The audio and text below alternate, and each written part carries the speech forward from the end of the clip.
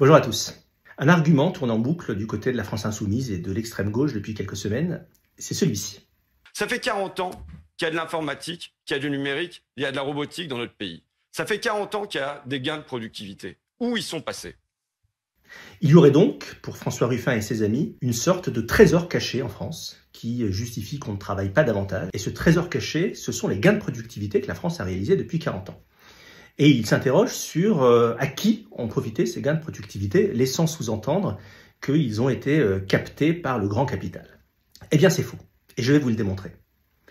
Ces gains de productivité réels ont d'abord profité, figurez-vous, aux salariés. Un SMIC de 1983, il y a 40 ans, c'est environ 530 €. Un SMIC de 2023, on est aux alentours de 1 700 €. On a donc fait plus que x3 en salaire et en travaillant moins. Les gains de productivité ont également profité aux consommateurs. 3 exemples concrets. Regardons cet ordinateur de 1983 et regardons cet ordinateur de 2023. Le second est 100 000 fois plus rapide et perfectionné que le premier. Et pourtant, il coûte infiniment moins cher. Regardez cette télévision de 1983.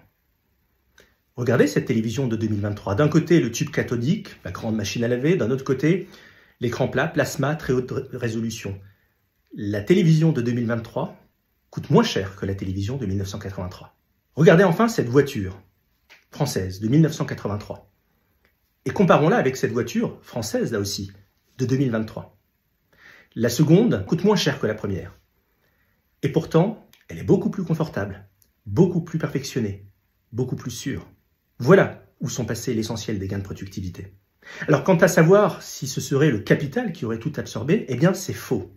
Regardons ces chiffres de l'INSEE, qui ont été compilés par l'Institut Sapiens, qui démontrent parfaitement qu'il n'y a eu en France, je dis bien en France, aucune distorsion dans le partage de la valeur entre le capital et le travail, et que le travail a été profondément protégé dans notre pays depuis maintenant 40 ans. Alors, de grâce, ne cédons pas aux sirènes des manipulations de l'extrême gauche. Ne nous laissons pas intimider par ces discours, ces sophismes qui visent à manipuler les Français les uns contre les autres. Il n'y a qu'une seule vérité, immuable. C'est que seul le travail permet de créer de la valeur. Tout le reste n'est que littérature. Merci de votre écoute et à bientôt.